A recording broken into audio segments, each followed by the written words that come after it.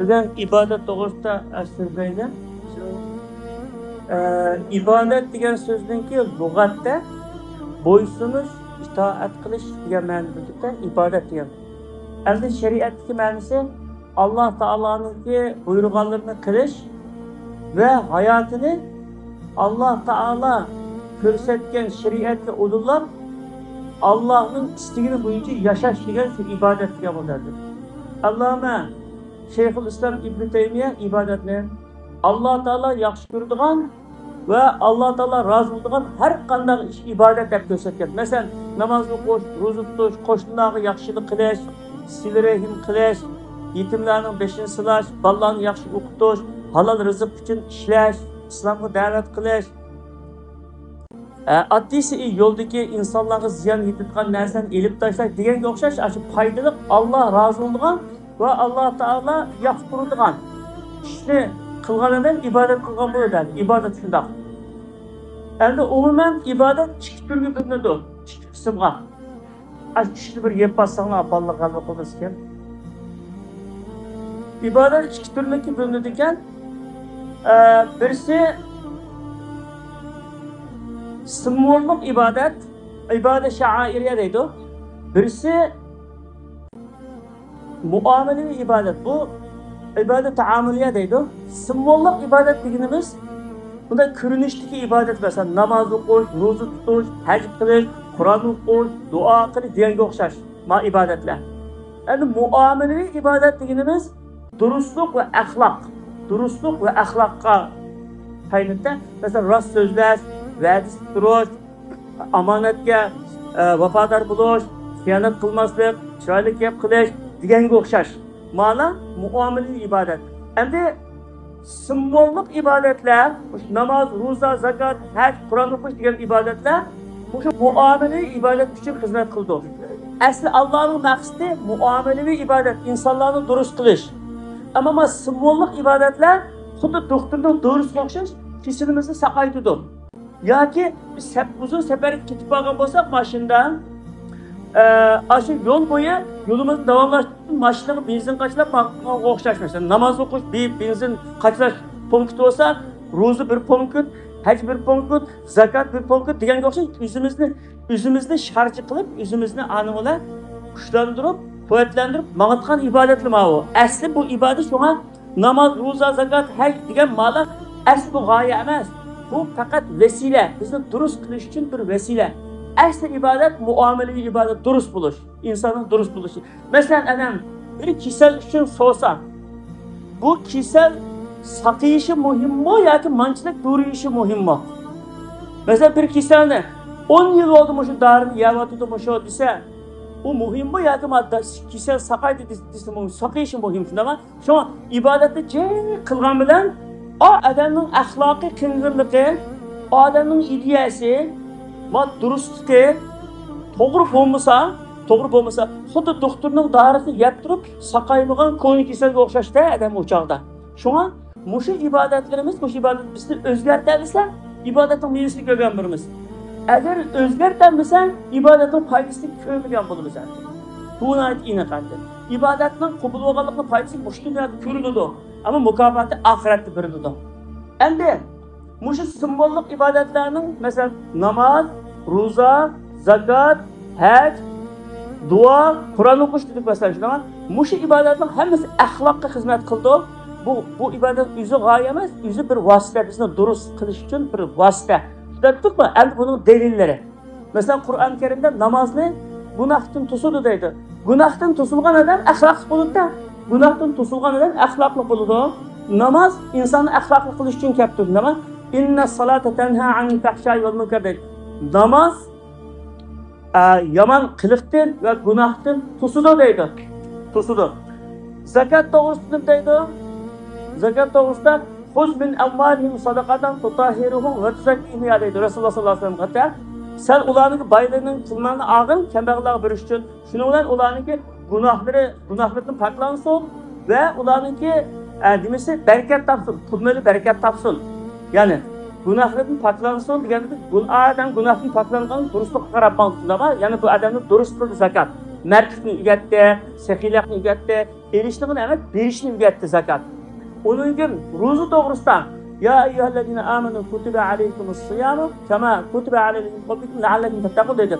Ey iman etganlar, sizlar ilgirkilarga ro'za farz qilgandek Ramazon ro'zasi sizlarga farz qildi, taqvodor bo'lishinglar uchun. Taqvodor degan gap, taqvodor degan mas'uliyatchan, o'zining mas'uliyatini qilgan. Alloh taolo qarta mas'uliyatini, atrofidagilar qarta mas'uliyatini joyida qilgan odamni biz taqvodor deymiz. Şu taqvolikqa erishishinglar uchun ro'za tutinglar deganligim, ro'zaning maqsadi nima ekan? Insonlarni taqvo qilish uchun ekan. Endi uningkin haj to'g'risida fala rafasa wala fusuqa fil haj deydi. Hajda yomon gap qilishga, jidal majra qilishga bo'lmaydi. Demak, haj küçük bir yerde 3 milyon bir devletin, Kuveyt'tek, Bahreyn'tek bir devletin adamı bir yere gelip hacı kılgan diken, hemen bir yer toplaşkan diken, bu ismi bizimki çapını destek saltkan iş, bizim tutuğu destek saltkan iş, bizim iştip saltkan iş, yıktip saltkan işini bu kime, muşunda çağda yüzünü tutuyorlar, mühünde çağda yüzünü tutuyorlar, ahlakla davrangan adam, hacdin ki bu muşu ahlakla elip hayatını akıl davamlaştırıldı deydi. Şunda kısa anı hacı olgan buldu hem de. Demek hac ahlak ügütükken şuna mı? Adamga axloqni tutgan, egir sıxlığını tutgan. Endi nima to'g'risida? Qur'on o'qish to'g'risida. Innamal mu'minuna allazina izza zikrullohi vajilat qulubuhum va izza tuliyat alayhim ayatuhu zadatuhum imana deydi. Haqiqiy mu'minlar Alloh zikr qilsa, Alloh tilga ilinsa, bedelini titretadi. Allohning hayratini qo'qa. Va Allohning oyatlari o'qilsa, bularning iymoni kuchlidir. Demak, Kur'an okusak imanımız güçlü diken. Ve bu ibadetlerin hepsi bizne, birisi günahtan tosu diken, birisi merkezini gütükken, birisi takvalıkını gütükken, birisi egir sıklıkını gütükken, birisi imanımızı güçlü diken, hepsi bizi dürüst kılış için. Ama boşuna hepsi de kıtırıp biz dürüst bulamazsak, ay, belki doktorunun darısı payda bulduğun kronik işlerine oxşaş bulap kaldınız değil mi? Hem de muşu ibadetlerini, muşu 5-6 türlük çok ibadetimiz, simbolik ibadetler. Muşu ibadetler, bu ameli ibadetler dürüst olmasa, ma ibadetin faydası görülmeyken. Bunun bir misallerini bununla. Peygamber sallallahu aleyhi ve sellem bir günü sahabedim deydi. Kıyamet günü bir adamlar kimdi ki, onun emelde cip namazı okuyan deydi. Cip emel kılgan, bunun emelleri bu tihamet tekniğe okşaş deydi. Saudi Arabistan bir tağva tihamet tekniğe, tihamet geldi tağva. Aşırı takkı okşaş cip emeli tutudu. Ama Allah Teala ona aşırılıkı, nimegey, toztekle uçurvadı deydi. Toztek uçurvadı, yok bulan gitti. Sahabede, ya Resulullah, kandak adamlar, o bizim debbesiler, bizim bilvaları ayında bulap kamaylı yani. O ismi aranıldı bak. Sizin üzerinin ki, cildini et, üzerinin renginliğinden, üzerinin milletinden, üzerinin aranıldı bak. O adamlar sizlerle bile namaz okuydu. Namaz okudunuz ya, namaz okuydu. Ama namaz okuyup haram iş kıldı deydi. Haram iş kıldı dese, bizim kallımızga zina kılış, para kıçış, oğuluk kılış, kını kilidi. Bir kişinin gayretini kılışma haram. Bir adamınki gep duruşuşma haram. Bir adamki ziyan etmizme haram. Yalgın etmizme haram. Aldamçılık kılışma haram. Eziyet verişme haram. Hemmesi haram. Çoğun haramlık kılmış, küçük haramlık kılsın emel bakavlap gidiyor deyip de. Demek namaz mı? Namaz okugan bilen mi? Ahlakın dürüst olması namazı yep gidiyor geldi. Tamam da. En ikincisi zakat doğrusunda Allah Teala Kur'an-ı Kerim dedi ki mutabıklar için kul enfiku taw'an ev kerhen la yutekabbalallahu minkum innekum kuntum kavmen fasikin. Sizler ihtiyari harda ya ki mecburi birinla bemenla sizlerinki belge nesine Allah kabul kılmayın. Çünkü işte fasık kılmışlar. Fasık kılınca Allah'ın iştihatından çıkan ahlaktan yaklaşkan kılındı. Demek bunda ahlakı dürüst olmayan adamın belge zakatı mı kabul olmaydı dedi. Emniyede. Onun neyken Ruzu toplumda hemen biliriz meşhur bir hadis var. Bazı bir adamlar var ki kimisi ruz tutunda kusuku susap yürüdü ama o nime kıldı? Hele kişilerini aldaydı ya da aldamçılıkla iş kıldı. Yani aldaydı ya da aldamçılıkla iş kıldı mesela. Aldamçılıkla iş kıldı deyince mesela başka bir yanın markasını ekilip maveli nimeninki meşhur yaxşı yanın markası da böyle Xitayninki eski mallarını ekilip marka çaplap setip kılgan qo'xshashda yalğançılık kıldı, aldamçılık kıldı. Şununla o tutkan ruhunun faydası yok deydi. Ahlak durust olmagandı mı, ibadetin durust olmadı diyen bu ayette. Onun için hac doğrusunda bir adam hac kılıp Resulullah sallallahu aleyhi ve sellem degan sizden hac kılanda lebbeyk Allahümme lebbeyk deb ayta çıkıdı. Çıkandan keyin onunki Allah Taola'nın kirişte kelib deydi lebbeykim emas, yaxshilikmi emas sana. Senin yemekin haram, içmekin haram, xirajitin haram, seninki kabul olmaydı deydi. Demek haramdan bolsa, haramdan haram pulga hac qilsa, haram yesa, kişinin haqqini yevasa deydi. Demek muşu bizden çoğun bilgen ibadetimiz hemimiz var o. Ahlakның начарлыгында hammasi yo'q bo'lib ketdi. Shunga masalan ibodatni qilgan ekan, mush ibodat cho'qim bizga foyda qilishi kerak. Bizni isloh qilish kerak. Doktorning dorisini, kiyib oqinining sharbatlarini ichsak, mijozimizni yaxshi qilgan o'xshash, bu ibodatlar bizning mijozimizni, axloqimizni, durustligini yaxshi qilsa, bu ibodat foyda qildi deymiz. Agar unda bo'lmagan bo'lsa, o'zimizni tekshirib to'xta. Bir nerede hata ettim ben? Bir yerde hata ettim. Ya ibadetimge riya aralashib qolibdimi? Yoki ibodatni shariatda durust ko'rsatgan qilmabdimi? Yoki bu ibodat bir chataq bor. Üzerine tekshir edib, o'zimizni obdan biz analiz qilamiz. Masalan, bedenimiz bir yeri og'rib qolsa, doktorga berib xudo shu qonlarimizni elib, nimani elib tekshir etimiz bu. Nerede chataq borda? Shunga o'xshash. Shuna qalbimizdan bo'lib ibodatimning foydasini ko'rmayapti. Bir yer chataq bor, o'zimizdan shu.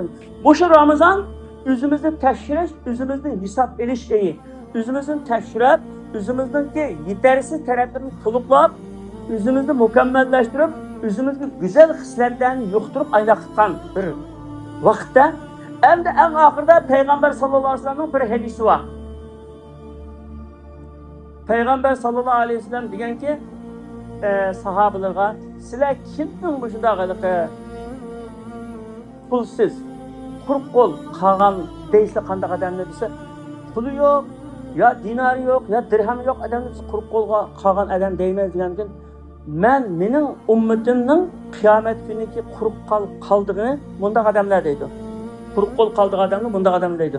U hac nimasi bor?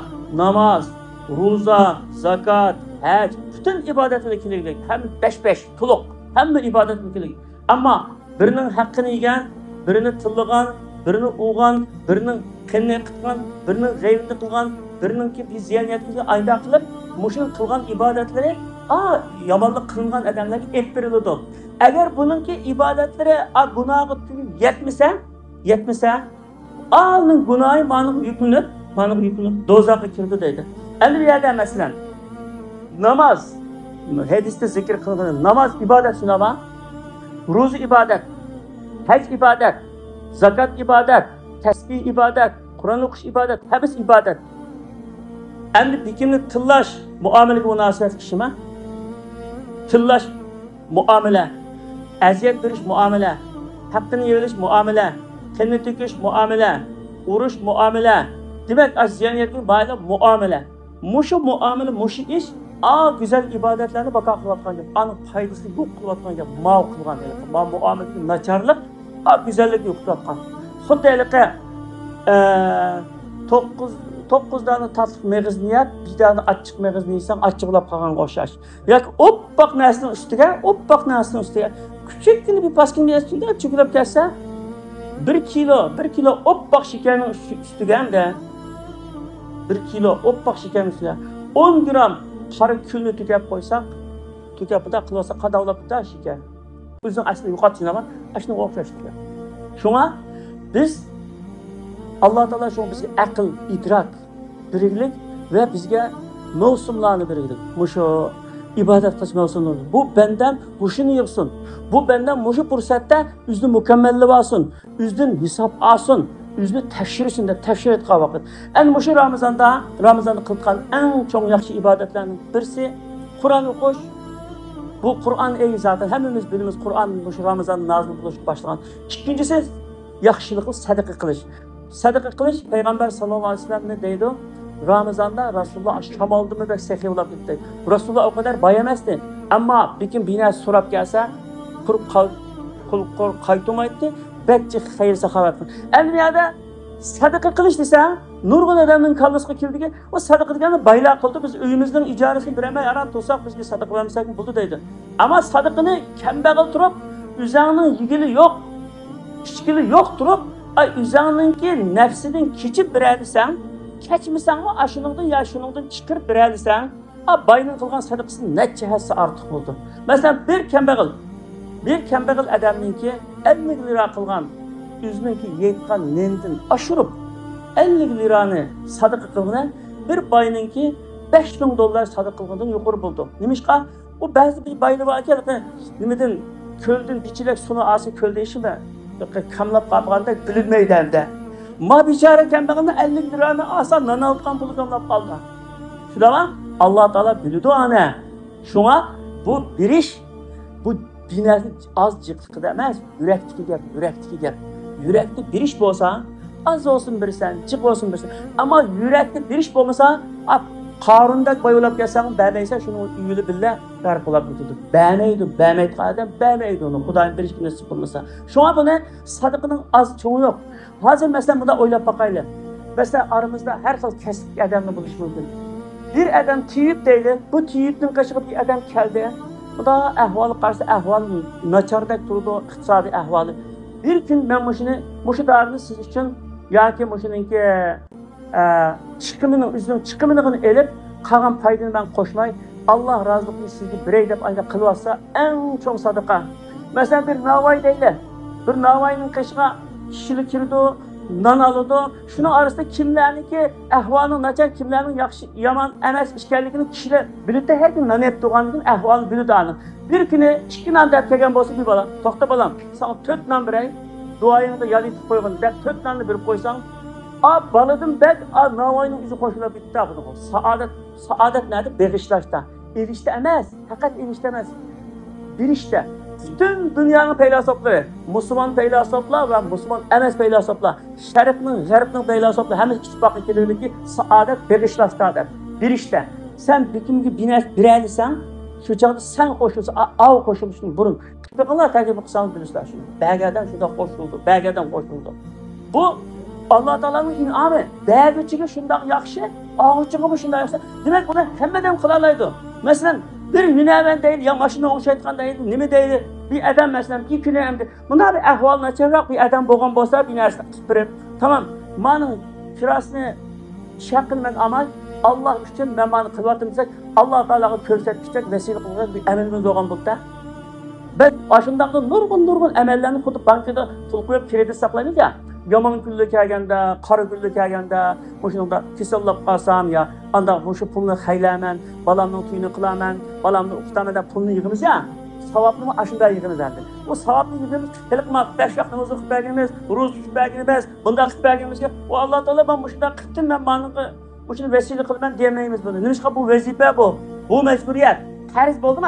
Bu mecburiyetini ada kılganda ben çok iş kıldım diyemeydim bunu. Ama mecburiyetin sırtı da, mecburiyetin sırtı bir iş kılarsan, onu Allah Teala'ya vesile kılgılıp da, şunun okşayacağım hem de her kandak kesipteki adam, ayında kişilerin ahvalı qarab, bula bu üzümüzün muhaciretteki farzandlarımız, hatta vatanında atamız, vatanda qalgan ballar, o'quvchi ballar, o'ylanmay qalgan ballar, o'qishga pul to'layolmay qalgan ballar, ashunun ahvolini egallab turib, agar ashuniki hamimiz qilsak, texi yaxshi qilamisak, birasiga bo'lsa-mu, ash o'ylamagan bir xo'sh qilib olsak, uni bizmi unutmaymiz, uni unutmaydi. Duo qilgan vaqtimizda ashuni vesile qilib, ey Allah, paranchaqda bunda qildim men. Duayımı icabet bulun desek Allah Teala'nın altında yüzümüz oldu. Ama biz hiç kadar işini kılmay Allah Teala kılgan perzlerini orunda koya bunun çok iş kılvattım ben demek o bet çok işemez. Allah'ın aldığını görsetmişlerini işemez hatta o.